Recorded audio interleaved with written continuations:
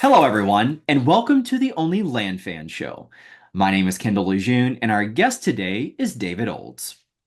David Olds is a seasoned real estate investor and founder of EZREI Closings, a nationwide virtual transaction coordination company that helps investors and wholesalers streamline the closing process and handle complex title issues.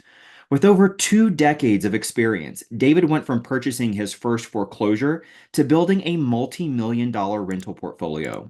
His mission is to empower real estate professionals to close more deals, generate more revenue, and turn transaction coordination into a profit center.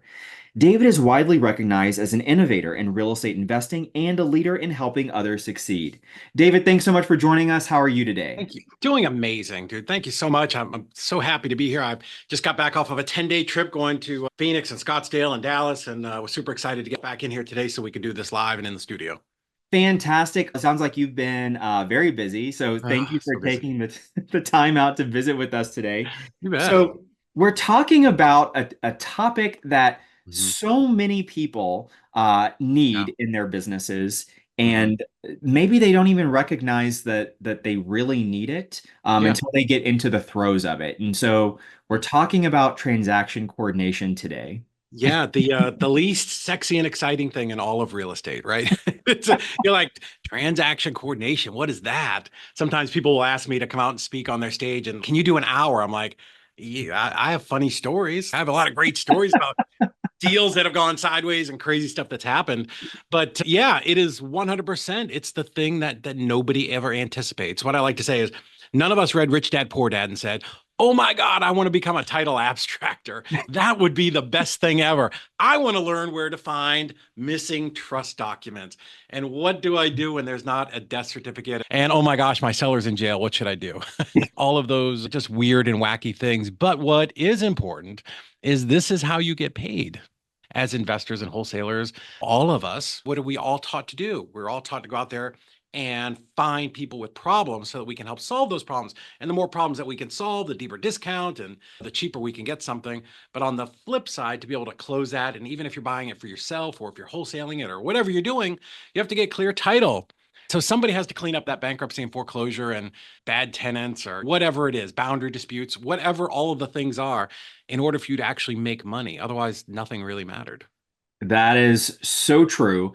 And I think you hit the nail on the head so many times in that. But chief among those is that we don't really think about transaction coordination Mhm. until we're in it and it's Yeah. time to make money. I also love that you pointed out that so often in our acquisition processes, we're taught to look for problems, look for problem properties. That's how we can get discounts. Yep. And problem properties mean that we have to close those and take care of those Mhm. problems. It's not going to be super smooth and super Right. simple. So, if you could walk Sure. us through how did you come to the point of saying, you know what, I'm going to specialize in I'm gonna. the unsexiest part of Yeah. the transaction, which is So transaction coordination. yeah, it was never the plan. I will tell you, when I did read Rich Dad Poor Dad 20 something years ago, never did I think I would be here.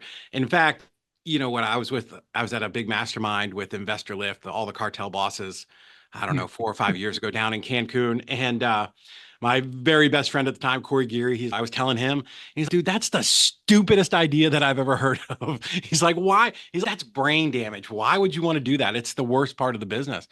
And I'm like, well, man, because nobody teaches anybody, because you call me 3 times a week to help solve your problems. I just realized that there was just a gap in either in education and in services where nobody was helping people. And Kendall, do you know how many deals per year don't close? Like what the percentage is? You have any I idea? don't I, know. I talk about it a lot, so I thought maybe I imagine it's pretty high. If I were a betting man, I would the say, this is the average. The average is 50%. gosh, it's And a coin that's toss. Yeah, and that's what it is, right? And we also own a title company, so we have access to a lot of data. And I was in Orlando at the big Alta convention, the American Land and Title Association, back in October, and the state of Florida is 60%. That includes retail deals. That's not just investors.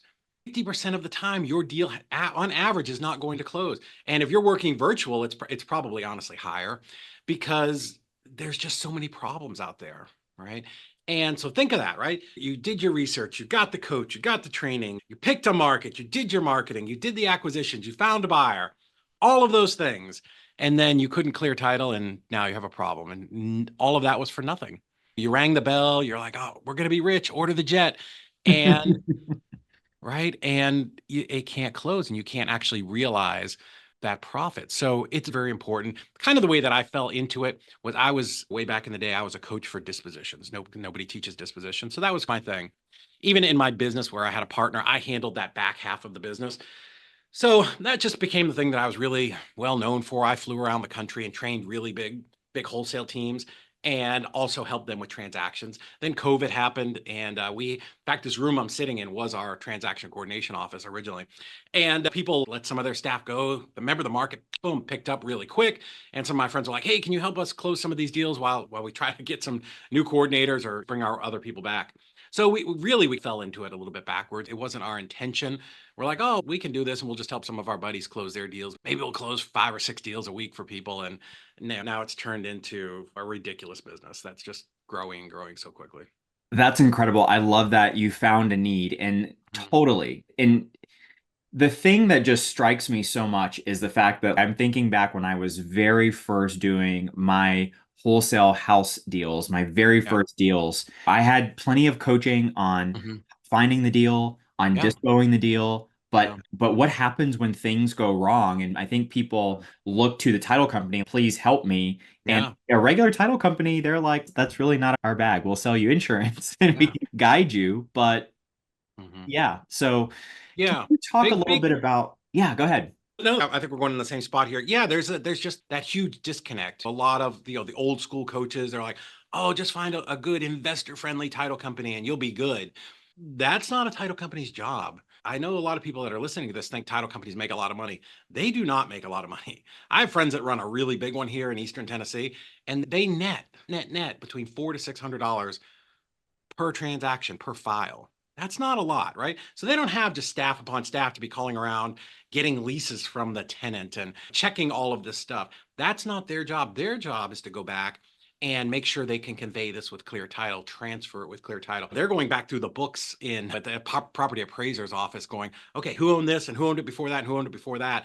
Their job is not collecting documents and lining people up to make sure that everybody's there or, oh, one of the heirs is in prison. How do we get a hold of him? That's not their job. That always kicks back to the investor.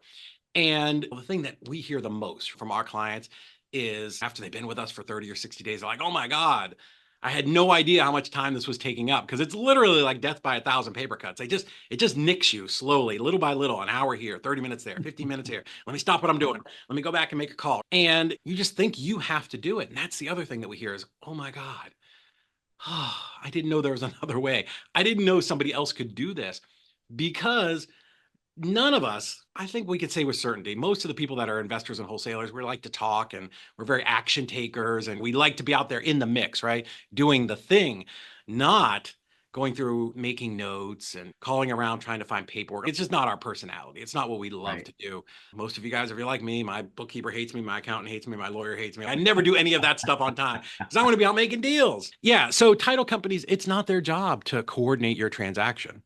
It's just not. And so that means you're going to do it. But if you're doing it, what are you not doing? You're not on the phone. You're not talking to your buyer. You're not talking to your seller. And maybe because you're knee deep in trying to figure out, decipher abstract or talk, right, of what a monument of title is, you're not calling your buyer and you're not calling your next seller. And the lost opportunities are just incredible. Absolutely, 100%. I've talked to a lot of investors, and a big buzzword in the space is always scaling. Like they want to do more deals, right? We want to do more deals, Everybody make more does. money. Yeah. Everybody does, Yeah. right? Somebody on here tell me you don't want to do more business in 2025 than you did in 2024. Because you'll be the first person in three years of this that's ever said that. No, we Exactly. all want to be more efficient. We want to make more money. And the reason we all got into this business is what's really for freedom and to make money for whatever, right? You want to donate to charity, you want to open an orphanage, you want to get off at 2 o'clock to go pick your kid up at school, right? That's what you want, right? We want to make money and have the life that we dream of, not going, oh my God, I got to do all this paperwork before I can close, before I can go home, and I got to stay late. And no, that's terrible. It sucks. Calling all ambitious land flippers, ready to transform your business with proven systems and processes? Imagine this. One of my students recently closed 2 land deals and got another under contract in just 24 hours. That's the power of a well oiled land flipping machine. My exclusive coaching program is specifically designed for action takers just like you. We'll build out your entire operation from lead gen to dispo, implementing these systems on real deals from day one. But hurry, I'm only accepting 3 new students until 2025. If you've done deals, have a growth mindset, and are ready to scale, visit kindlecall.com now. Let's turn your land business into a consistent profit powerhouse. Bingo, bingo. And I think that's honestly, in my opinion, one of the biggest bottlenecks Yeah. to scaling is it's not really a function of marketing because once you get your No. marketing engine going, you can Yeah. just it's just by virtue of finding more deals, like putting Right. out more marketing. Mhm. I think that where that really bogs down Yeah. is when you have to start dealing with coordinating the Mhm. closings of 14 deals at a time. Yeah. That's crazy. It's It's crazy. true. Yeah, there's math and science tell us there is only 24 hours in the day. That is it. And you got to sleep a couple of those. So there's a limit, right? There's a max on what you can accomplish. I'll tell you, I'm pretty good. I was a great wholesaler. I was really good. But 3 to 5 deals a month was my max by myself. Literally, that's it. And that's my hair feels like it's on fire. Because you've got just so many in so many different boxes, what they're all in different stages. And we do want to scale, right? And one of the other challenges that we have now, life is different today than it was 22 years ago when I started, right? You don't have to have these big, massive teams, right? You can run a very small, elite, tight team and just really explode your business because now the ability is I can outsource my bookkeeping and my property management and my marketing and my PPC and my transactions to literally the people that are the best in the world at it for a fraction of the price. And I could just stay in my office and be focused on doing the things that matter, which is getting contracts and selling those deals. Bingo. Yeah. Could not have said it better myself. So let's talk about that solution. So obviously you found there was a need. Yeah. There is a Oh my great gosh, there need was in the such a industry. need. Yeah. So what is the solution that you offer? Can you tell us a Yeah. little bit Sure. about what it is that you do? Absolutely. So we work with investors and wholesalers all across the country. A couple of things that were really important to us, Kendall, was when we started this, because we were investors. Like I've been doing this since 2002. My partner has been doing this, and she was an agent before that, and then she had some really high level operation stuff at Amazon, so she's very organized. But we realized that I couldn't take you on as a client. And where do you live? Where I are you live in at? Austin. Oh, Austin. Yeah. man, I just went to Phoenix and I was going through the family black book and I'm like, I should have been in Austin.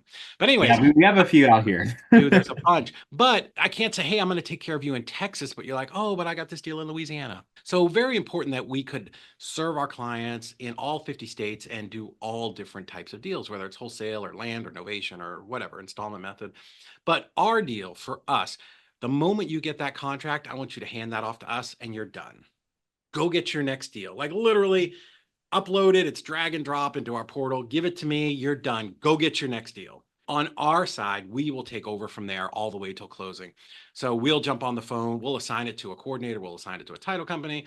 Hey, Mrs. Smith, this is David. I know you're working with Kendall on your deal over here at 123 Main Street. Hey, Mrs. Smith, I'm going to be your point of contact from here all the way till closing. So I'm releasing you. You're out. You're not going to have to start taking all those calls continuously, right? Mrs. Smith, I'm going to be your point of contact. Hey, I have some questions for the title company so I get you paid just as quickly as possible. Because we understand everybody wants to get paid, you, us, them, everybody wants to be paid. So great. And then we're going to start to ask them a bunch of questions. We have about a 4-page intake form that just is there to identify problems. So that's what we excel at, is we are really good from the moment you give us that contract, we're going to dig right in and go, okay, do you own the property? How did you buy this property? Did you inherit it? Is there a foreclosure? Is there a bankruptcy? Do you have bad tenants? Like it's 4 pages of this type of stuff. And that's where our coordinators who did over $500 million or just shy of $500 million. We broke it now. They understand, oh, you inherited this property. Boom. Now I ask a whole bunch of other questions. So what happens is when you get this deal to the closing table, you're not having all of these questions. And that's what delays things, right? Because when we bring it in and we either bring it to our title company or to one of the other ones, like all the questions are there. Everything is answered. The documents are collected. We know if let's say it's a house, we know what the rents are, the security deposits, we know what that is. If there's a land lease or whatever it is, like we've collected that information. And that's how we can really compress time because that's the only thing that's important to us, right? We want to get you paid just as quick as possible. And honestly, selfishly, we get about 50 new contracts a day in from our clients. So I've got to move the old ones out to make room for the new ones. Otherwise, we're like, I love Lucy with the pies, right? At the end of the so we have taken transaction coordination and made it incredibly efficient, get these deals done. And that's why our clients love us. That is remarkable. I love the idea of having a very hands-on Mm. coordinator Oh, that is assigned because customer experience and customer journey is so yeah. important. And it continues after you get that signed contract. Yeah. The fact that there's a professional on the other end that can intake and be that point of Yeah. contact is just huge. It's Oh absolutely. my goodness. We hold them to such a high standard, and we have to explain to them because they're not us. They're not you and me. These are the other side of the coin. These are like the thinker brains that love taking notes and can get very detailed in problem solving. And we bring them in, and it takes them anywhere from 12 to 16 weeks to get certified for us so that they understand the business from our point of view, right? Even though we hire people that were title agents and realtors and in the insurance business, we hire people in that come with a lot of experience. They don't always see the investor side, right? They don't always have that sense of urgency. So that's something that we instill in them from the get go. I tell them, listen, this could be little Bobby in Phoenix. This could be his only deal that closes this month for 10 grand. Get this thing closed, right?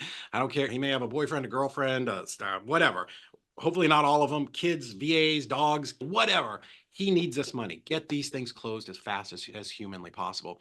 So that's incredibly important to us. And one of the ways that we do that is we actually incentivize all of our coordinators where they get bonuses and they get paid for closing these things really fast because I want them to be your advocate. I want them out there pushing these deals over the finish line just as quick as we can. So we do everything we can to not only just create that culture, but incentivize them to get you paid quick. Yeah, that's fantastic. I have a good mentor and mutual friend of ours Mhm. that says money loves speed. And so Money loves speed, baby. we Move that want to along. keep that Yeah. speed going. So you mentioned something earlier, David, that I wanted to circle back to. Mhm. So you mentioned that whether you close with your title company Yeah, or with another title company, how does that work? sure. Can you work with others or how Yeah, follow? absolutely. So here's what happened. So we start this business. And I want to tell you, in the fantasy of my brain as an entrepreneur, I'm like, okay, so we're going to run this nationwide transaction coordination company. If I can just find one of these nationwide title companies, we'll have a great partnership and it'll be really good. We tried three of them and we broke them because we were sending them too many deals. Because the reality is, I don't care what anybody says. If I hit any single title company with 20 files in a week, probably going to break them. So that's terrible because, again, if Melinda's sending me her contracts, right? It's my job to make sure these things go well. So we built up a network of over 400 partner title companies across the country. One, I don't want to overload anybody. Two, somebody who does wholesale may not do innovation. They may do innovation, but not sub two. They may not want to mess with land because it's too small. I'm sure you guys have come up with that. Nobody wants to do a $15,000 closing. Or they will, but it's just they're not going to push it through quickly. So that was a problem, right? Finding all of them. Even though we did 7,200 files last year, we handle more files than any single title company in the country. But still, title companies aren't great to us, right? They suck. We've all realized this, right? They're busy. They don't listen. Investor business is the worst business. Let's be honest, right? You said Sure, earlier, sure. title insurance is an insurance game. We are the most risky. We literally go out and find people with problems, and then you're asking them to stand behind those deals. So, about 2 years ago, I was with my COO, Heather. We were driving back from Texas. We were with Eddie Speed, and we're driving back to Tennessee, which was a bad drive. Don't ever make that drive. But we're like, okay, what other things can we do to help our client experience and help our clients like close faster, right? That's one thing that a mentor of mine always taught me is like compressing time. How do we do it faster? And I said, a title company? Are we smart enough to do a title company? Can we do that? Mhm. No. So we looked at buying a couple and we ended up bringing in a third partner, this one that runs Key Title. Her name is Megan, and one of the biggest title companies in East Tennessee. And we brought her in as a partner. So we are now licensed in Ohio, Kentucky, Tennessee, Georgia, Florida, Texas, Arizona, and we're adding probably 10 more states this year. Now, the only reason we did that, because again, it's not the most profitable thing, it's to just improve our client experience. So instead of one of our coordinators having to get on the phone and call and email and wait for 2 days to get a response from XYZ title company in Texas, now they can walk 15 feet down the hallway and go, what's going on with Kendall's deal? I need this to close today. What's the holdup? What do I need to do? What's happening? So they can really work really hand in hand. And even though we're two separate companies, it's one culture where Speed counts. That's at the end of the day, we are trying to get these deals closed just as fast as possible. And that's how you have growth. Yeah, that's so good. That's so Yeah. good. So, if someone's listening to this and they're like, having an outside transaction coordinator just blows my mind, Yeah. and I can't possibly. Some people may think, yes, I want to hand it off and I never want to think about it again. And, Yeah. and the next thing I want to see is my check. But then there are That's some it. people that might be listening to this and they're thinking, I got to know what's going on. Like, I Yeah. want to know every step of the process. Yeah. What does it look like for that investor after they hand it off to you? Sure. Yeah. So a couple of things, and we're not, I'm not gonna share my screen, but one of that was very the perfect question. So when we were sitting down, literally whiteboarding this company out, I'm like, if I was the client, and I'm a little bit of a dick, right? I want stuff to right. If it was me, what would I want? And I've had title companies promise stuff to me for, again, I've been doing this for 22 years. Oh, we're gonna have this website or an app, or we're gonna have all these things. So I'm like, we're creating a website. We're going to do that. We call it a portal, but you can call it a CRM, whatever you want. And I want there to be a place where you can log in at 2 in the morning on a Tuesday when you wake up in a cold sweat going, oh my God, what's going on with my deal? I got to know. Boom, I can log in. I can see, oh, okay, here's what we're under contract for. Here's what we're selling it for. Here's my coordinator. Here's where the EMD is. And then 5 pages of notes where every single time somebody has touched that, right? It was, what's today's date? January 30th, 2:22 p.m. Spoke to the title company. Received an email, talked to the seller, lined up the notary, whatever it is, so that you can go through and read that and go, oh, great. Here's the story of what's going on with my deal. So transparency, incredibly important to us. And we spent a freaking fortune building this out so that you can log in and see. And then there's a tab for all the documents, right? All the things that have been collected, the leases, the deeds, the whatever it is, right? The title commitment, the HUD, all of those things. Everything is in there. So you can download it, you can look at it, you can do whatever. But there's 100% transparency between what we do and what you can see, right? There's nothing that's hidden. And then you have access to your coordinator all the time. These deals are assigned to one coordinator. So one person gets it from start to finish, right? Nice. No, like, there's no handoff and be like, oh, because this stuff happened to me. I had this title company, I would turn it in and they'd be like, oh, Penelope is going to have your file. Great. 2 days later, I call Penelope and she's, oh, Susie has it now. I'm like, okay. So I call Susie and Susie's on vacation for 2 weeks and she says, call Bob. And I call Bob and he's, oh, dude, I got this stack of 40 files. I'll get to it as quick as I can.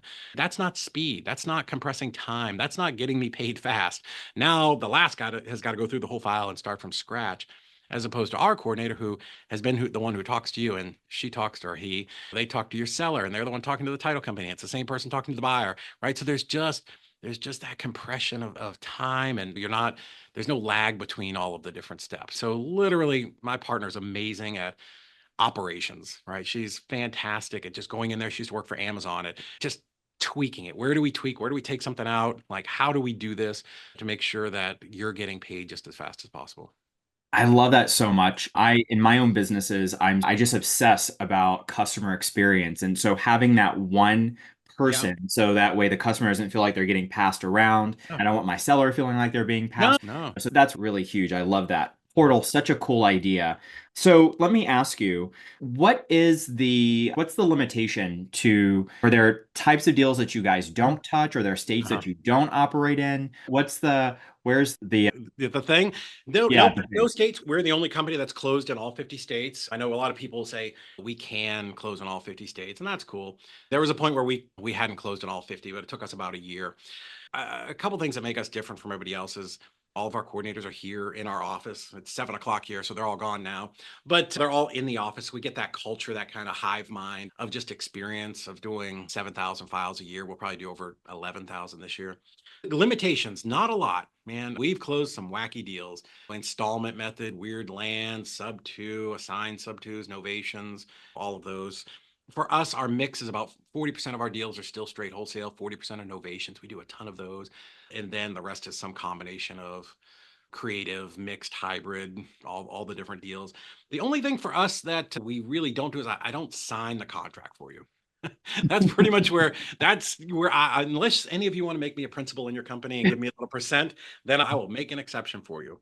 But yeah, basically, once the minute you have that contract uploaded, drag and drop that PDF into the portal, and usually within 2 or 3 hours, it's assigned to a coordinator, it's assigned to a title company, and we're off and running. And then you talked about customer and client experience. That is important, right?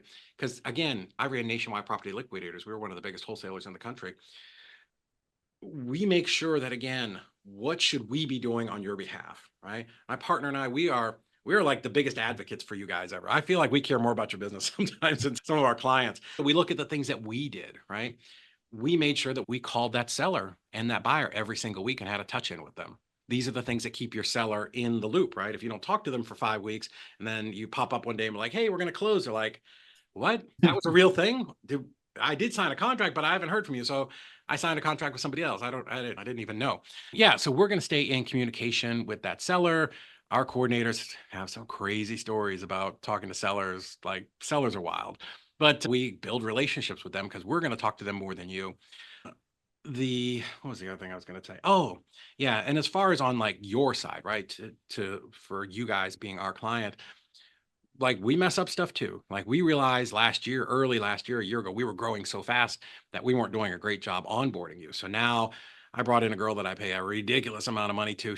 Her name is Hannah. She's amazing. She's our client success manager. So when you start with us, she has a call with you every single week for the first month, every other week for the next 2 months after that. And just to really make sure that you understand the portal. If you have questions or anything that you want to know on our side, like even data, you want to call us up and be like, hey, how are sales in North Dakota?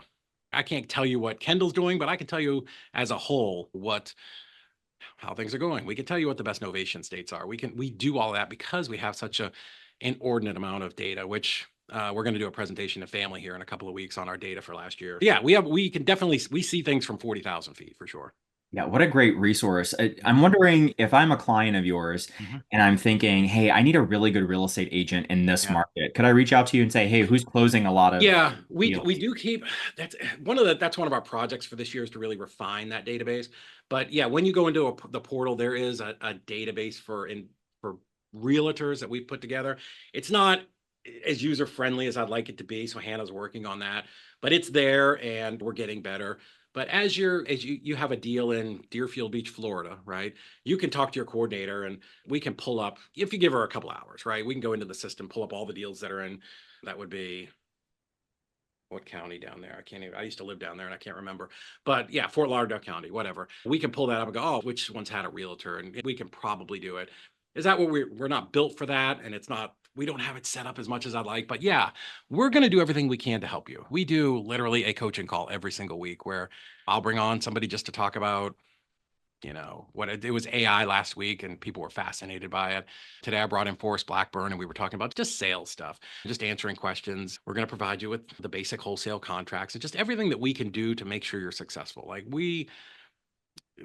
our team literally will bend over backwards to do anything that we can. You need money? Great. We got contacts for that. Whatever you need, we try to have it for you.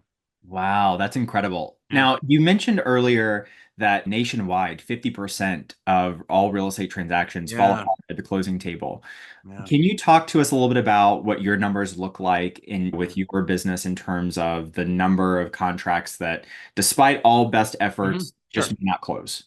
Yeah, our clients, and again, most of ours are pretty virtual, right? We're really built for the virtual investor. We have plenty that are in their state, but we average somewhere between 65 and 68% close rate. So 15%, that's a big number because remember, if we're just talking about virtual investors, it's probably a 30% close rate. So yeah, our clients will have a significantly high close rate. Two reasons why all those deals die. It's really very simple. The first is going to be on your acquisition side, right? You probably contracted it too high. And we bring in a lot of people to offer advice and do free classes on comping. I know you guys do focus on that a lot. Unfortunately, a lot of people come to us that don't have great coaches like you. So we're always trying to help them. But yeah, they overestimate the value or they underestimate repairs, whatever it is. So they're just priced too high. I can't fix that. I'll give you as much coaching as I can. But the other side is they're just hairy deals, right? They're just deals with conundrums. And Kendall, one of the weirdest things, I was at that Alta convention in October down in Orlando, and completely unasked for, one of the speakers from one of the big titles, might have been Old Republic, literally said, land is the hardest property type to close. It's the hardest because it's probably sat around for a while. It's gone through a bunch of heirs. boundary disputes, there's easement stuff, there's liens stacked up on it. And it's the segment of our business that has the most problems because it's sat around forever and nobody's cleared it. So that's one thing that we really specialize in, is cleaning that stuff up so you can get paid, right? Because we did all that work, and I get that as a wholesaler. I've had deals fall apart for 70 grand at the closing table. It's not good. It's a tough, Oh, it's a tough afternoon, right? yeah. We don't want any of them to die, because it's not just us, right? It's our acquisitions people and our marketing people and whoever in your company gets paid off of some type of performance, which most of them should. The dispo person, like all of those people, they are not getting paid today because you didn't have the expertise to get a deal closed, and nor should you.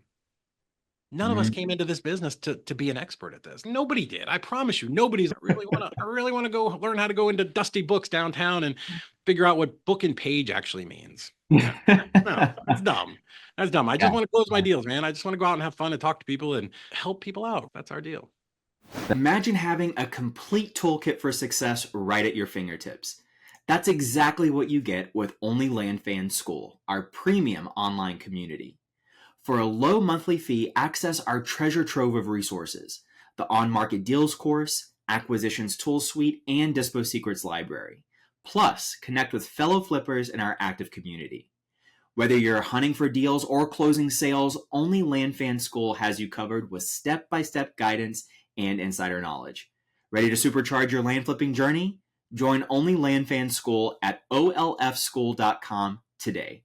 That is fantastic. Yeah. So, you have a wealth of experience in the transaction coordination space. So, I'd love to hear maybe if you could share a really interesting case study Sure. around interesting deals. I'm sure you've seen some Yeah. stuff in your life. What's some of the most interesting, notable, Yeah. crazy things you've seen as it relates to? Yeah. Man, there's lots of times where somebody's overseas and can't they just can't figure it out. So we had this seller, and his wife was on vacation in the Middle East. They were Middle Eastern. And we sent her a power of attorney so that the husband could sign on her behalf. So I think she was in Jordan somewhere. And she goes into the embassy. So here's a little tip for you guys. If you have people that are overseas, they can get an American document notarized, but it has to be at an embassy or a consulate, a U.S. embassy or U.S. consulate. So anyway, she goes in there, and the guy behind the counter is, "Oh no, you need this paper. This is our embassy power of attorney." First off, title companies hate powers of attorney. They freaking hate it, because Mm. if you're doing something on Melinda's behalf, right, the title company wants to know why she's not here, right? Because remember, title is, I'm going to insure this transaction, right? And this is going to go into the next thing I'll talk about. I want to know why she can't be here, right? What is her reason? So, anyways, so the guys, I don't know why I'm using an accent, but anyways, they use this standard power of attorney that's sealed with the U.S. Embassy, but it got over to the title company, and they're like, "Hey, this isn't specific. This is just like this general power of attorney, and that's not what you need in real estate. A title company wants to see something that's very specific, that says, Melinda gives Kendall the rights to sign on her behalf on this day for this property and only this. It's a limited power of attorney." So that got screwed up. So that gets over, can't close. Now we got to get a hold of the seller, get a hold of the wife. Now she's in like Egypt, Cairo, and we're like, print this paper off. Do not sign any paper other than this one, and let's get this done. So paperwork matters, and having very specific paperwork matters. But the other thing, the biggest thing in all of title right now, I get so many emails every day from all these national associations, is fraud. Fraud is out of control.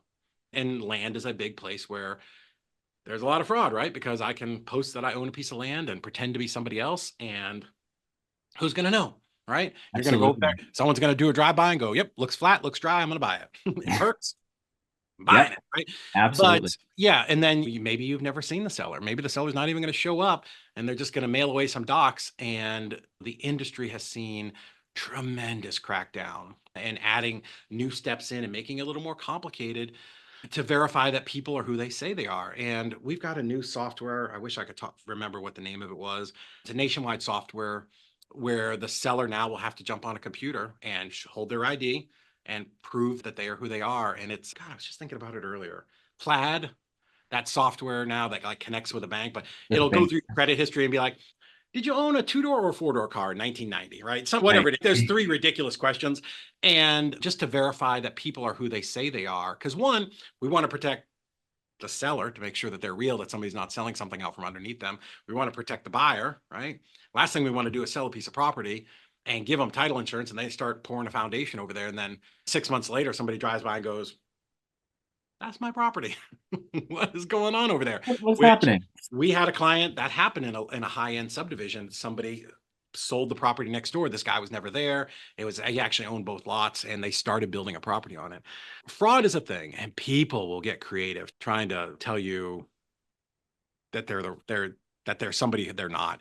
And our coordinators do enough of this. The spidey sense goes off pretty quick. When they won't jump on a phone, they'll only do text messaging and they won't send you a copy of their ID. Like we have a couple steps that we'll go through to try to pre-screen people. And if that doesn't work, it's, hey man, we got to jump on a Zoom. Like we have to jump on a Zoom to do this. This is what's going to, the title company is going to require. A lot of times there's outright fraud. Other times it's one heir. Maybe they have 6 brothers and sisters. Like, no, I'm the only heir. Oh, really? That's funny because the death certificate in the obituary, yeah, they're all dead. And then it finds out they're out of the country. I'm handling it for them. No, we can get them to sign. They just have to go to a consulate or an embassy. So lots of wacky stuff like that. And it's just when you do this every day, your eyes just roll. But if you're not familiar, if you don't know that this stuff happens, you can get sucked in. Like you just because we all want to believe people. I want to believe people. I want to look for the best in everybody. But now let's say the whole thing is fraudulent from start to finish, but you spent 6 weeks on this dopey deal only at the end to be like, oh, shoot, that's $18,000 I'm not going to make. While you're spending all your time there, what did that cost you? How many people did you not pick up the phone and call? How many people did you not call back? How many, you know what I'm saying? All of that stuff. And how much business did that cost you when we could have just been handling it? Like we're behind the curtain at the Wizard of Oz, right? Like you're going out and doing your thing. We're just making magic happen back here. Wow, that's it. That's so good. Yeah. And what a fantastic sort of safety net. If you're Yeah. not super familiar, recognizing these fraudulent activities, that there's someone that you guys eat, live, and breathe this. So Oh my you gosh, know every you day. can see It's it coming. it's the only thing we do, right? We don't have a coaching program. We don't wholesale anymore. We actually shut our own wholesaling company down because this was growing so quickly. Everybody comes in here every day from 8:30 to 5:30 and they're broken up into teams and they are competitive as the day is long because we audit them every single week and there's a little goat that they get as their trophy. And there's a team that has it now. I can see it on our desk. And the other 2 teams are pretty salty because they had a lock on it. But yeah, they're really competitive and they've literally done every type of deal in every state. And so when something comes up, even if somebody's newer, oh, hey, what about that foreclosure deal in Indiana that they were doing a short sale on? Oh, how did you do that? Oh, here it is. No problem. That's just institutional knowledge that you cannot duplicate. Who could you hire that's done 7,000 deals? Nobody. Just can't do it. Yeah, that's incredible. So let's talk about a very hot topic right now Mm, in the real estate investing space, love it. which is wholesaling. Mm. There's a lot of states that are outlawing wholesaling, and so for the wholesalers listening, from a Yeah. TC standpoint, what do those people need to know? What do you want to share Yeah. with Yeah. those listeners? So we've got, I don't know if you saw, we have a report that's getting ready to drop Monday. Brent Daniels forced me into saying Monday yesterday, that Monday we'll drop it because I've been editing it, but it's like a 34, 35 page white paper report. We call it the war on wholesaling. So very familiar with that. There is a ton of regulation. 23 states or 21 states and 2 cities, Atlanta and Philadelphia, have come out with very strict anti-wholesaling laws. And here's why, right? The great thing about wholesaling, the great thing about being an investor, very low bar of entry, right? Low barrier of entry. Anybody can do it. We can all make a ridiculous amount of money, right? Real estate has been so good to me. I've made maybe a multimillionaire. I have all these rental properties. I have all these things. Was broke as half of broke when I got started. So it's an amazing vehicle. And for the right people, we can help a lot of sellers and a lot of buyers and add to the community and put a lot of people to work. The bad thing about wholesaling, however, Kendall, is that anybody can do it and it has a low barrier of entry. And if you're a Yeah, scumbag, you can come in here and take advantage of people, right? absolutely. Yeah. Because we are dealing with people at usually a pretty low point. We call them distressed wholesalers or sellers, distressed sellers for a reason, right? Either they're distressed or the property's distressed. But usually the way I like to explain it to people is something about that property is keeping them up at night, right? They're just looking for a solution. And you can take advantage of that. Unfortunately, if you're that type of person, that happens, right? We all know it. There's people that are going to federal prison right now for doing things that they shouldn't be doing. So that's what happens, right? And now you've got an upset realtor who gets elected to the state legislature, and that guy or gal is going to be the one that puts wholesalers out of business. And for a lot of years, I think Ohio was one of the first ones, anti-wholesaler law. The laws were very poorly written, right? It didn't have a lot of teeth. But states are getting a little bit smarter now. They're starting to figure it out. South Carolina, Oregon, Pennsylvania, like the laws are actually getting well written and they're getting very strict. So the good news, because there is good news in this. A lot of us that have been doing this for a long time have said, hey, we do need some regulation. As much as it sucks and it's going to make our lives a little more difficult, we do need to get some of the bad apples out of the business. Fear not, like the good news with regulation is all of us as investors, we are very light on our feet, right? We can adjust and pivot. The bulk of the regulations, because I've spent so much time going through them for the 2 weeks, are one, lots of disclosure, right? Hey, I'm an investor. I may sell this and make some money. You're just going to have to disclose that. We can't pull the wool over anybody's eyes and be sneaky. Two, a lot of them want you to be licensed as an agent. Okay, is it dumb? Yes. That test is not going to do anything for you as No, it won't. as an investor. It's not going to teach you anything. It's a stupid test. No. But what it does do is now they can keep track of you, right? Now you have a license and they have some kind of control as opposed to somebody just popping into Chattanooga, doing a couple deals, screwing some people over and leaving. So they want you to be licensed. The alternative to being licensed, and there is, if you don't like, I don't love the idea of ever getting licensed. I just don't like it. I'm very old school that way. So the alternative is you can double close transactional funding, buy it with something creative, owner financing, sub two installment method, one of those things, lease option, master purchase, installment, whatever, executory contract. So there are a lot of options for you. And that's one of the things that we really outline in this, the war on wholesaling, that white paper is, yeah, these are definitely the issues, but hey, don't fear not, right? There is a solution and these are the solutions. These are the ways to not get around it. Because I'm never going to tell you break the law, follow the law. It is not worth it. I will not do good in prison. I promise you, I'm not going to, it's not going to be good for me. I don't want to be in there, but we want to be ethical. And these are really, at the end of the day, none of them are putting us out of business. Hopefully they just run the bad people off. Yeah, for sure. That's such good insight.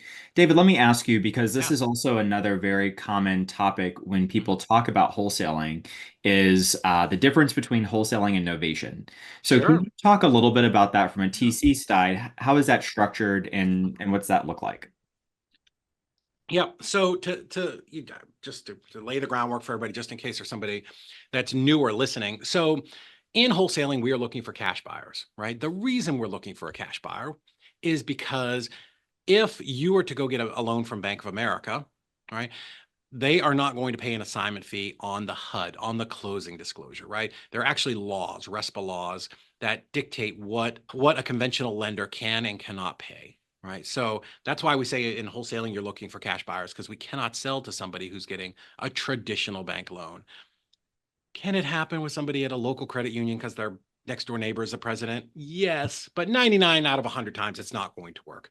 That's why we Right. have hard money lenders and private money lenders and all of that. However, there is a way to do it, but it's through a novation. And essentially, right, the way that works is instead of your assignment fee being paid by the buyer, it's going to be paid by the seller, right? So Bank of America never looks at what's on the seller side, right? It just looks like a payoff. We call it a marketing fee. So that's in the smallest nutshell, that's what a novation is. Now, you're going to present it a little bit different. You're going to have some different paperwork. You're going to have a different purchase and sale agreement. There's a novation indemnification agreement, which basically says, hey, here's what I'm going to do. Here's what you're going to do. And you can't sue me if things go sideways, right? You definitely want that. And then most likely you're going to work with an attorney in fact document, which is an unnotarized document that just allows you to put this property onto the MLS, right? At a very simple level, that's it. There are some people that use a power of attorney, but that gets a little more complicated. So ultimately, now I have a property where I can go out and put it on the multiple listing service. I can go look for a retail buyer, right? Because retail, let's talk about this. Who's going to pay more? Me, who wants to buy a rental property from you? I'm going to beat the dog snot out of you because I want it for the cheapest price ever because I'm an investor. Or Joe and Susie, who want to buy this house for them to live in. Joe and Susie No, all day. we know Joe and Susie are going to pay the most. So what this does for investors is this really opens up in the blue ocean of buyers where they can make more money. Now, the process is more complicated, right? It is the easiest type of deal to screw up. The easiest, because now remember, you're not dealing with me, the investor, who you're like, oh, hey man, we had a problem, we got to move title companies, whatever, right? I'm going to be like, ah, man, knock another $500 off, we'll call it a day. Now I'm dealing with a retail buyer and a retail agent who they don't love investors to start with. Shocking. Right. Yeah. Right. And they Yeah. just they get very nervous. And when they see contracts going back and forth and all these weird things, and novation, which means replacement of contract. So my contract with the seller, I'm going to actually crumble that contract up and I'm going to make a new contract between the seller and the end buyer to make it more like a retail transaction. When all of these things are going on, you can spook people very easily, right? Or you go to the wrong title company who truly is not investor friendly, and they start dumping all this paperwork to the loan agent. And the loan agent's, what is going on? I don't even know. Look, denied. I'm not doing this. Now your deal is Yeah. done, Yeah. right? Fraud. This is not Fraud. real. You Yeah. can't. Yeah. So Absolutely. I've I seen it promise you, happen. I've had half the members of family have called me and like, hey man, can you save this deal? Like I started doing this novation. I didn't really know what I was doing. Yeah, man, tell me what's going on. Oh, you let the buyer's agent pick the title company. Oh, that's your problem. Of course your deal. That'll that'll do it. So yeah, we save and restart countless novation deals, and those are big assignment fees, guys. I'm telling you, those are the average assignment fee, I think, is 18,000, something like that. Those are the 40s and the 45s. Now they take a little longer to close because you're going through a traditional process, but if you could start to sprinkle those in, those are some incredible deals. They are really good, but you'll be on a little bit of pins and needles during the whole process. So it's much better to let us handle it. So 40% of all the files that we close are novations. Our team honestly would actually rather close a novation. They feel it's way more straightforward than an assignment deal. And they do it like clockwork. We know the right title company. If it's not us, we know the right one to send it to, that we vetted them before we sent them one file. We made sure they understood what a novation was and how to do it and who we should be talking to. And so we're not going through any of that stuff. So they're not sending paperwork to the wrong people. And because again, my job as your coordinator is to get these things closed, not to screw it up. Yeah, that's so good. Thank you for sharing that. That really was a really clear Clear as explanation. mud. So let me ask you this question for those that are Yeah. listening that might be in the middle of a deal right now Yeah. where they are the coordinator for that Yeah. particular closing. Yeah. What are some of what would you say are the top three biggest Yeah. mistakes that you Mhm. see investors make that are acting as their transaction coordinator in Yeah. the closing process? Hey there, land fans. If you're enjoying this episode and would like to see more episodes like this, please be sure to let us know by liking and subscribing below. Yeah. So a couple of things. One, not talking to their seller and staying in very close contact. That is a big thing. We see a lot in Facebook groups like, oh, this person stole my deal. Did they? I don't know, man. We're all working off the same list. There's no secret absentee owner list, by the way, guys. We're all calling the same people, right? Right. Your seller, if you're running PPC, they went to your ad and then they went to somebody else's ad and they went to somebody else's ad and they filled them all out to see who was going to call them back first. That's So right. what happens is if your seller doesn't hear from you for 2 or 3 weeks, like what do they think? Oh, I thought I was selling this house to Davey. He seemed like a nice boy, but man, he's not talking to me and not answering my call. So I'm going to talk to somebody else who is going to save me and not make me lose sleep over this house. We are in a trust economy. That's where we are at. This is why you need to have a presence on social media, and people need to trust that you are going to do the thing you said. And if not, they're going to go to somebody else and they are never coming back. It's very hard to rebuild that trust once you've broken it. So yeah, number one, stay in contact with your seller. The other mistake is just trying to tackle stuff that they don't understand, right? Or just thinking, oh, it's not going to be a big deal. Somebody else will figure it out. No, we go out and find problem properties. We need to figure out how to solve those properties. And the other one is just not asking good questions. There was a time when I was very first started here in Chattanooga in 2009 and 10, I had this attorney and it was First Title Insurance Company. They're here in Chattanooga, still active. The attorney that I had is sold. But anyways, so I went in and spoke to one of the assistant attorneys. I'd be like, bam, here's my contract. Lock it up. Let's go. And every time, dude, I'm telling you, it was like, he would look at this paper and he'd be like, oh, Davey, this is a probate. You need to, dead people, you need to go probate it. Or, oh, this is in bankruptcy. You need to wait till they're done with bankruptcy. It was always a problem. Always something. Dude, this was the investor-friendly title company, right? And Ah, we nicknamed this guy Dr. No because he was like the James Bond villain, right? Poor Jeremy. His name's Jeremy. Probably the nicest guy ever, but it was always no, right? Because these guys don't want to go over, and gals, they don't want to go out of their way to help you, right? Right. Your Right. crappy $25,000 deal is not going to make or break their day. It's honestly more of a headache for them. They don't want to fool with it. And it was always like, oh no, we were never the top, even though we brought them a lot of business. So I got really good at asking better questions. And here's what happened one day. I'd been through like a slew of these. I'm telling you, it felt like 2 out of 3, they would get rejected.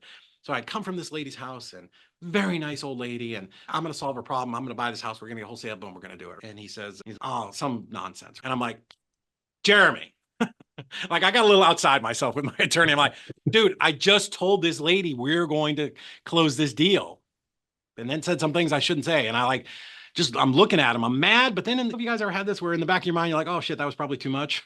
Yeah. That's what's going through my brain. And I'm like, and I'm looking at him, and he's looking at me, and he's all right. I guess if you can get a death certificate and an obituary, and we can get a couple people to sign, we could probably get this done. There it is. So there's immediate euphoria and jubilation. And I'm like, yeah. And then I'm like, wait a minute. How many deals have we thrown away that we could have closed that you told me no? Yes. That got me mad. Now I'm in my brain going, I know I did 5 times in the last year. There was another way to do this. So it's not asking those good questions and being persistent and going, hey, okay, I get it, but what can we do? Hey, what's the step? So that's a place where I see people, they don't do it, and they don't know what the next question to ask is. If I went to the auto mechanic and they started telling me some stuff about my Grand Wagoneer, I'd be like, oh, okay, all right. Sure. $1,800 to fix it? Seems reasonable. Yeah, exactly. I don't know. It's not the thing I'm good at. One thing I can't be bamboozled at is a title company and in real estate. Unless you're that person that has done all of those deals, like I promise you are losing deals from either not being at the right title company and not knowing how to ask the right questions. That is a fantastic point, because you don't know what you don't know. That's the other. And I don't blame you. How would you know? Sure. I know the wingamabobbit is on the underside of my engine. I have no earthly idea. Not my job. I don't want to know. I'm not interested in that. I just want it to run really nice and smooth when I put gas in it. That's the extent, right? That's what you guys want. That's what you want as a wholesaler. I want to find a seller who needs some help. I want to put it under price or under contract at a fair price. I want to find a buyer. Bam, I want to make some money, and I want to take my kids to Disneyland. That's what I want to do. Yeah. Right? I don't want to be the title expert person. Exactly. Yeah, so good. So that's absolutely spot on. So let me ask you, with some of the remaining minutes that we have left, Sure. What's the economy of the situation? Like, how does that fit into what is your price structure for the services that you offer, and that type of thing? Mm-hmm. So we have clients who do 1 deal a month, and I have clients who do 30. So there are different price plans for everybody. That's one thing that we've realized is I can't charge the 30 guy what I charge the 2 deal a month guy, and conversely. So we work based off the volume that you're doing. We have some very basic plans where you can pay one small amount for the whole year and then $200 a month just to keep your spot, keep your technology up and running. And then we can do more of a pay by file kind of plan. But yeah, we've made it as ridiculously cheap as we can. Even our pay by file, which is the most expensive, is 20-30% cheaper than some of the fly-by-night weekend transaction coordinators that are out there. And you're not getting any level of experience or technology or software or anything to go with it. But the better part, right? The better question is, one, what's it costing you to not use a coordinator? Right? Somebody who has experience, that $74,000 deal. How many of those can you lose? Even $20,000 deals, dude, right? Let's not be so cavalier and be like, we can all not lose 10 grand. I don't want to lose anything, right? Because my business may depend on it. And this is something that I talk about, and I definitely relate this to my team. You could be new. Somebody on this call is new, and their first deal doesn't close because of a title issue. And now they get out of real estate because they're like, this sucks. It doesn't work. It's real estate's a scam, whatever. And now that person doesn't have the opportunity to become you, doesn't have the opportunity to become me, to learn and grow and have a group and help people and just make a lot of money and buy properties. And now that dream is done. So that's how seriously we take this. So we love working with new investors, and a lot of them, they're just getting started. Maybe they're doing this in the evening and nights when they had a real job, because that's how I got started. And I didn't have time to be calling a title company at 3 p.m. I was working. I was a salesman for 84 Lumber. I couldn't stop what I was doing, walking a house, measuring for doors to stop and call a title company. So that's where we can really step in and really help you get this business up and off the ground. And you just have that confidence of knowing, oh my God, these people are professional and this is all that they do. And that goofball that was on the Zoom told me that they would take care of me. Yeah, that's huge, David, because so many investors, when they first start, they are working a 9 to 5 job, Sure, dude. I did full-time it for job, the right? first 4 or 5 years. I Absolutely. worked in building materials and ran a door shop and was a salesman. And I was coming home at night and listening to messages. And I had voice connect, and they would send me these emails with these leads. And I would sit at 6, 7, 8 o'clock at night and call them back and set up appointments on the weekend. And yeah, I didn't have time to mess with title. I didn't even know that was a thing, right? Yeah. It's all you could do just to get the deal, right? Get the contract, let alone like Yeah. having to deal with an emergency email that comes in through the middle of the day from Yeah. title, and And things you are miss always on fire. So it's like, Yeah, you which know, is it's crazy. But yeah, a lot of what we do because we are so proactive that a lot of those things just don't happen, right? For us, this is like a slow motion train wreck. If we have a crash on the day of closing, something dramatic has broken through and fallen through the cracks because we are constantly just on top of these things, making sure that they're moving forward one step at a time and everybody's informed. And when the bad stuff happens, it's because somebody along the way, a seller, a buyer, somebody did not tell us the truth. And "Oh, no, there's no loans on it." Oh, but when we got the mm, title search back, it turns out there was.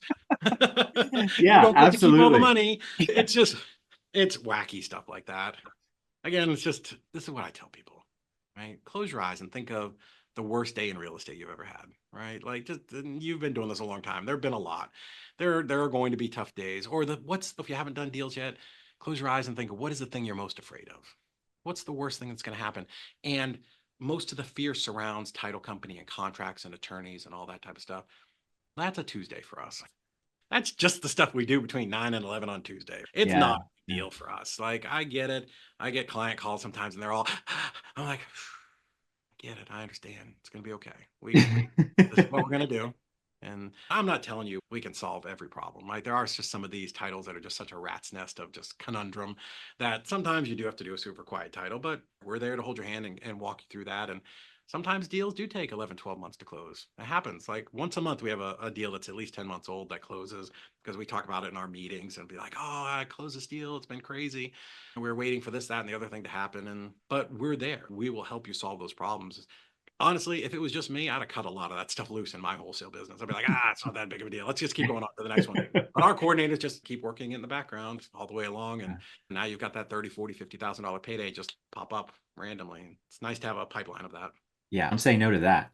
Yeah. Now, David, let me ask you this. For people that are listening to this, and the reason why I'm asking you this is because I've heard you speak on this before. There are some best practices Yeah. around offsetting the cost of transaction costs, Yeah. Yeah. right? I was going to talk So, about that before. can you talk a little bit about that for Sure. people that are listening to this? Yeah, 100%. This is something that I brought to the industry, and I heard it in another context at a mastermind in San Antonio maybe 4 years ago. It was Donovan Ruffin had mentioned this. We were having a mastermind. For those of you that don't know, everybody has a give and an ask.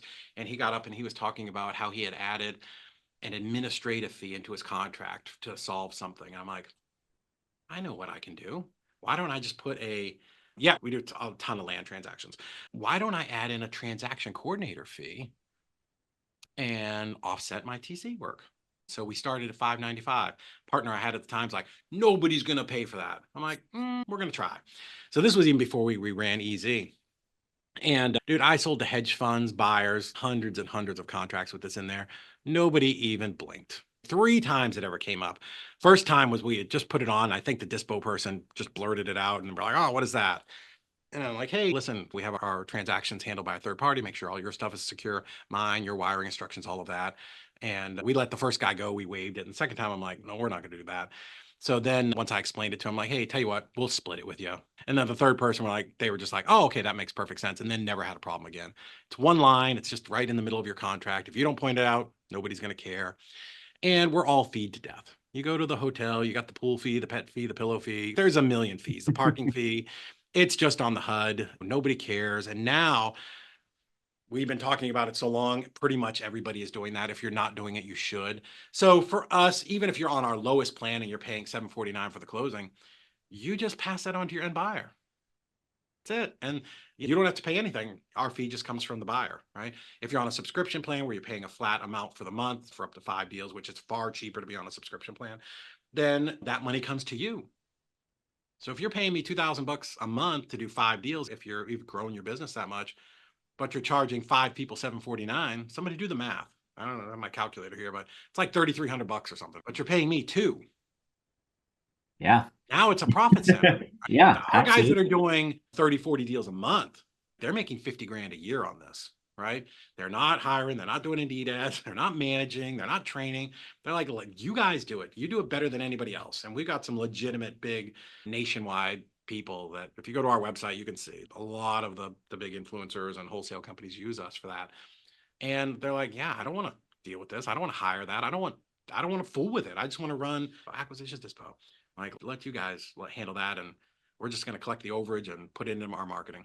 That's brilliant. So good. So good. David, what would you consider to be your superpower? Man, I'm talking too much probably. Man, dude, I'm not the smartest guy. I'm really not. I feel like I tell people a lot, I'm really great at following directions. I have great mentors, good friends all over the industry. Man, you know what? Probably I'm a little bit lazy. I'll be honest with you. I remember taking this course, or not course, this like personality test years ago when I was becoming a manager down in Florida for this hardware company.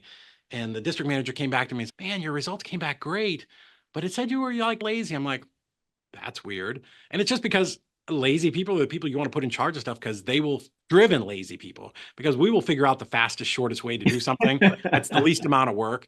And my superpower really is just simplifying stuff, right? Let's break something down to the lowest common denominator. Let's not get excited about it. Let's figure out how we can fix this and then implement something in our business so that this doesn't come back over and over again. That's a good question. I don't know that I've ever had anybody ask me that. That's best I got for you. And no, I love it. It's fantastic. So, if you could go back Oh, when you were just starting, just a wee skinnier lad. just a wee lad, as a beginning baby Yeah. entrepreneur, what would be the top two pieces of advice that you would give Yeah. to brand new David? Yeah. Man, don't be afraid. I would give you a couple of things. The two biggest things. One, I would 1 bazillion% have held more properties. And I don't know if you probably talked to a lot of guys. If anybody who's been in this business for 10 years or more, that's always the answer. God, I wish I'd have kept more of those properties instead of wholesaling. Right. I've wholesaled over 1,600 properties. Anytime I'm with somebody that's been around for a while, we all be like, oh, dude, I sold this property for 14,000. That's now worth 300. Oh, Gosh, but we all do the things at the time that we think we need to. We were broke, we were young kids, we needed money. So one, I would definitely have kept more properties. And the other one is, man, find a tribe, right? Find some people, whether it's a mastermind like this or your local real estate group, but find some people that are in this business because this can be hard. Like real estate's not complicated. There's freaking third grader we can explain this business to. We're dealing with people and people are sometimes a little bit on the wacky side and it's some days it's just hard. And if you're sitting in your kitchen trying to do this by yourself and not talk to anybody, then you know what? There's going to be days where people are telling you suck and it's just tough, man. Right. So be around people that are doing the business, right? Be a part of their wins and they can help you on the days when you're down. And then there are going to be days where you're up and they're down and you can help each other. Right. There's, God, there's so many properties out there. Anytime. And I've thought this, oh, we bought all the properties. they're all gone. We All the bought them deals are all. gone. Our marketing just doesn't work. There's nobody else that wants to sell. Or I filled up all the buyers in my town and bought everything they could ever. So, listen, that's paranoia and that is self-preservation in our brain trying to protect us. But do not be afraid that there's talking to somebody else in your town is going to hurt your business. My Yeah. God, it Yeah. will only accelerate what you're doing because you're going to be around. Now, choose to be around successful people, right? Do not go around negative Nancy complainers. I eject those people out of my life, like without even thinking about it anymore. I don't want to be around them. I don't, if they're in your family, then I love my family. I go see them, but I don't I'm not going to say that because this could be out there, but they're just people that I just choose not to spend an inordinate amount of time with. We may be Yeah. at Thanksgiving dinner and that's cool, but then I'm out, right? Because a lot of times people won't understand what we're doing. My parents love what I'm doing now. And I don't know that my mom always understands. I have to show her podcasts every so often. She's 78. But me and my brother are very successful wholesalers. But when we started, they're like, that's weird. I don't know what you're doing. But now we've had tremendous success, so they get it. But in the beginning, my time was better spent at a RIA around people who were doing things. So Yeah. you can just steal that belief system from other people and it will get you through the tough days. Yeah, that's so good. And I think that's a piece of advice that we almost hear so often Hmm. that we almost start taking that for granted. Yeah. But I realize in my life, every single new level that Hmm. I progress to, Yeah. the thing that has catapulted me to that has been around people, has been being around people that has made me realize it's possible. Sure. And Yeah. that's where the magic of, like you said, Yeah. finding your tribe comes in. Yeah. I was the last person in the office was my customer success manager. Her name is Hannah. When you guys sign up with us, she'll be the first person you talk to. But she's amazing. Probably one of the smartest title people I know. I used to think I was pretty smart, and this girl's far exceeded me. But she's buying her first duplex tomorrow. Oh, So that's awesome. I love that. yes. And we had this very conversation. She's, I feel empowered to do this because I'm just around you guys and it's nothing. You buy properties left and right. It's not even a thing. Nobody gets excited. I wasn't fearful. They can just steal that energy and that confidence. And she's able to do that because she's here. She goes to events with me where we're backstage with Pace Morby and you and all these guys. It just becomes a thing. Everybody does it, right? Yeah. Yeah. And that was not me. When I went to my first RIA, Kendall, I tell the story a lot of longer form podcasts where, oh, tell me your story. I'm like, dude, I was afraid to go to my first RIA. Like I drove to Orlando. It was Central Florida Real Estate Investors. It was the third biggest in the country. So there's like hundreds of cars there in like 2004. Dude, I drove through. I started looking for a parking spot and I got so nervous and so much anxiety because also I'm incredibly introverted. I know I've been shut up for an hour, but I was so nervous. I drove out the other side and went home, and I was married at the time. I told my wife I couldn't find it. Just couldn't find it, because I was so scared, right? Wow. I Yeah. remember, I do remember what that feeling is like. And I was literally, I'm even at family, I'm the guy that will sit at the back of the room. I'm not great at being out there and talking to people. So I remember that. But I also remember how valuable it was to start to make those friends and be in those groups and go to those meetups and start to be around people who are like, oh yeah, I bought this house over in West Orlando and it's 400,000 and I'm putting 200 into it. I'm like, oh, but that just became the norm, right? That just Yeah. like, oh, if he's doing what, he's not special. I'm at least as smart as him. Why am I? And there's Love guys, it. 22 years I've been doing this. There are some people who are dopey as a day is long that make a ton of money because they just follow the steps. They just go out and do the same thing over That's and it. over. They do what Kendall's telling them, right? Put out your marketing, make offers. Put out your offers or your marketing, make offers, right? Just do the steps, right? If you do, the thing works. I promise you it works. There's far too many. I'm telling you, we $500 million in closings. The stuff works, right? It works. Yeah, Yeah. it works. But I get it, man. When I was new, I understood. I understand. I remember, even though it was 22 years ago, like I remember being afraid. So Yeah, that's my totally. advice: is get around some people who are doing it. That is so good. That is so good. Thank you for sharing that. So, well, I want to thank you so much. You've been so Yeah, generous with your time and your knowledge. How can we give back to you right now? What types of yeah. connections or resources are you currently looking for? Yeah, for us, we're always looking for great people that want to grow their business. So if you're looking for us, I'm sure you've got a link that you can drop here. We'd love to talk to you about growing your business. If you want to follow me on Instagram, it's David Olds REI. We put out a ton of content just like me at rental properties and events and speaking and just tips. So if you want to do that'd be cool. Follow me there. If you have a question, that's an easy place to get me. I sit down every day or two and go through all the messages, and I'll do whatever I can to help you guys out. That's my thing. I don't have as much time to go to all the local RIAs and stuff, but I remember how important it was to get that kind of advice from people who are experienced. So I'll do everything I can to help you. Love it. That's amazing. We'll put all of those links and handles in the show notes. And if you're interested in checking out Easy REI closings, you can go to starttc.com. That's Nice. starttc.com. And you can Cool. check them out there. David, thank you so much. This has been so fantastic. I cannot wait to hear the success stories. I know so many people have reached out to me and they're like, it's a title issue. I've got title Yeah. problems. I got transaction coordination problems. Here's a great solution. So I can't wait to hear all of the Yeah. feedback from our land fans that are checking you out. So thank Yeah, you for being. don't let that cost you money this year. And also, Kendall, I saw your post that you've had an amazing day of calls. So I felt like I was like, man, I really better bring my A game today. Better make sure I show up and produce. You certainly did. This has been so enlightening, so Yeah, cool. And I hope everyone, I mean, just listening to the solution that you have, I felt a sigh of relief yeah, because it was like, oh my gosh, I don't have to do this alone. Very cool stuff. So thank you everyone for joining us. Thank you again, David, for being so generous. you bet. And catch us next time when we will have another fantastic interview lined up. Until then, take care, be safe.